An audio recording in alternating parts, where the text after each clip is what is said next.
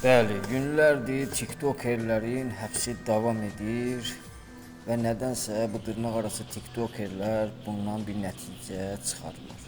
İndi sizə bir video təqdim edəcəm. Gəlin videomuzu izləyək, sonra da mənim fikrimi söyləyəcəm. Bəlkə bu günə kimi hansısa yayıncı demir bunu. Bu TikTok platformasında mənim tanıdığım 2-3 dənə qazi var. Yerdə qalan hamıya mən prodajlı kimi baxıram, satılıq sus.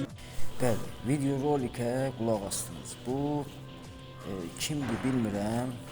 Hər halda onu bilirəm ki, qaziyə qarşı edilən bir təhqirdir, bir hörmətsizlikdir.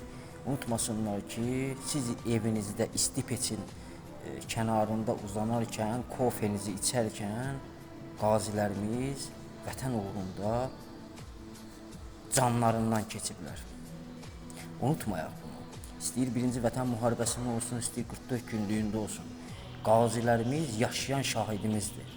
Bunu da qulağınızda bəzilərinə aiddir, sırğa eləyin. Azərbaycan dövləti demokratik hüquqi dövlətdir və qanun qarşısında da hər kəs bərabərdir. Biraz özünüzü ağıllı aparın.